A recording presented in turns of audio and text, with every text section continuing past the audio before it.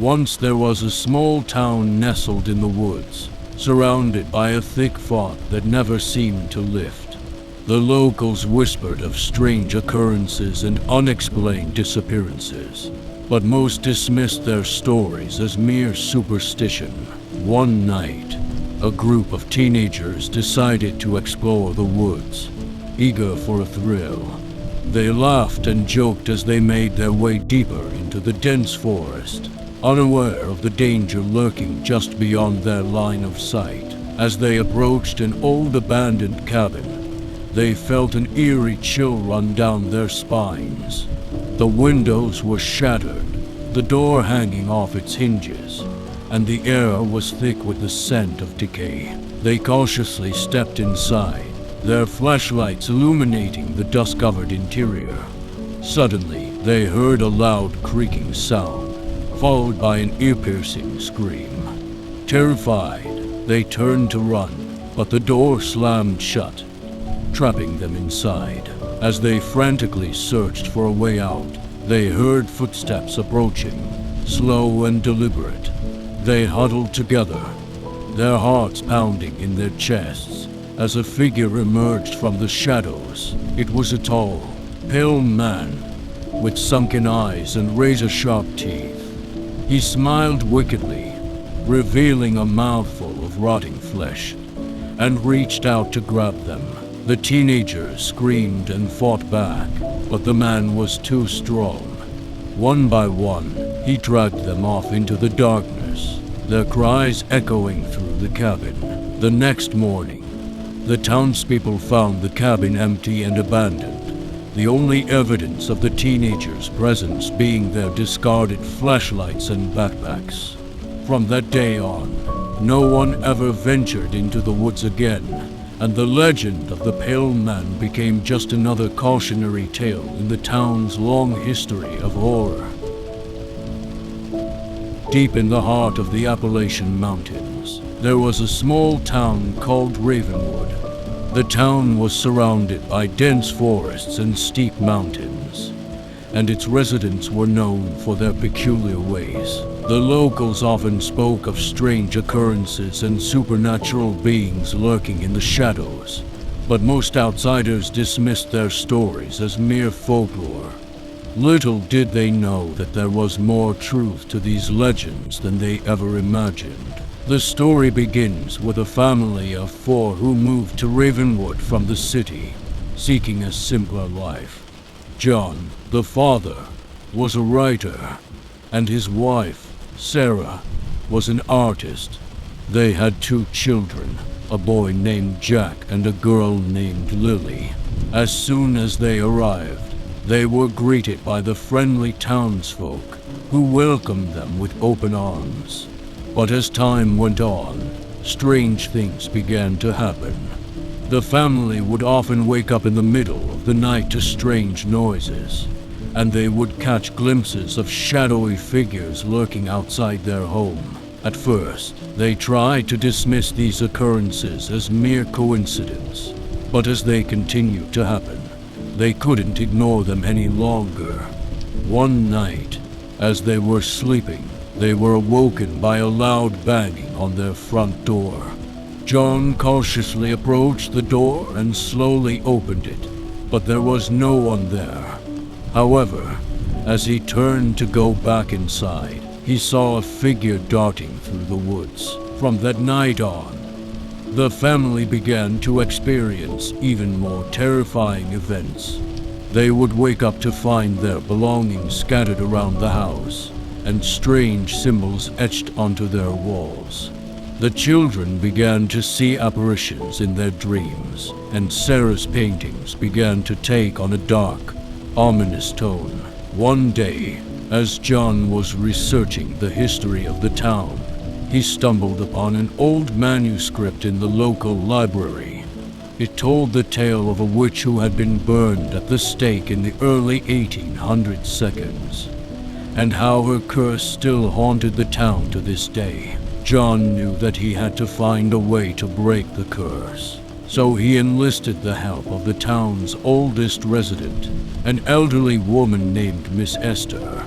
She revealed to him that the only way to break the curse was to find the witch's remains and bury them in hallowed ground. Determined to put an end to the terror that had plagued his family, John set out into the woods, armed with nothing but a shovel and a flashlight.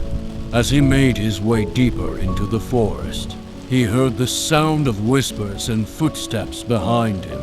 He quickened his pace, his heart pounding in his chest, until he stumbled upon an old graveyard hidden deep in the woods.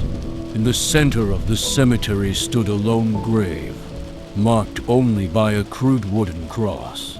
John knew that this was the witch's resting place. He began to dig, his muscles straining against the damp earth, and as he reached the bottom of the grave, he saw a glimmer of silver. It was a pendant, adorned with a strange symbol that he recognized from the witch's manuscript. Suddenly, he felt a cold breeze sweep through the graveyard, and he heard the sound of cackling laughter.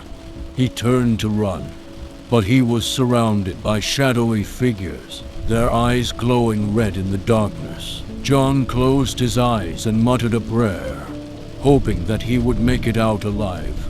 When he opened his eyes, he was back in his own bed, surrounded by his family. They had all survived the ordeal, but they knew that they could never truly escape the curse of Ravenwood.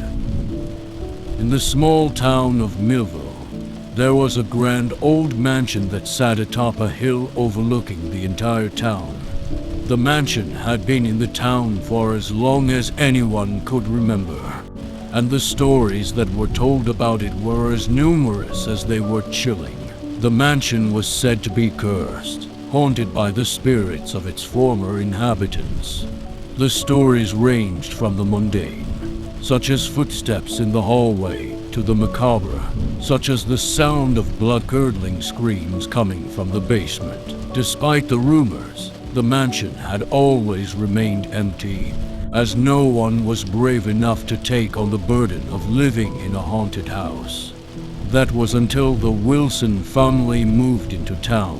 Mr. and Mrs. Wilson were a wealthy couple who had fallen in love with the charm of Millville.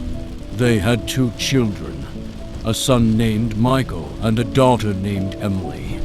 When they saw the mansion on the hill, they knew it was the perfect place to call home. The family moved in without any trouble, and for a while, everything seemed perfect. The mansion was spacious, with high ceilings and elegant furnishings, and the family was happy. But it wasn't long before strange things began to happen. Emily was the first to notice the odd occurrences. She would often hear whispers in the hallway outside her room, but when she opened the door, there was no one there. Michael began to experience strange dreams, where he would see a dark figure lurking in the shadows. The parents tried to brush off their children's fears, but as time went on, they too began to witness the unexplainable. They would hear footsteps coming from empty rooms, and doors would open and close on their own. Mrs. Wilson even saw a ghostly figure standing at the end of her bed one night. The family knew that they needed help, so they called in a team of paranormal investigators. The investigators set up their equipment and began to explore the mansion, hoping to capture evidence of the hauntings. They quickly realized that the mansion was indeed haunted, but it wasn't just by one spirit.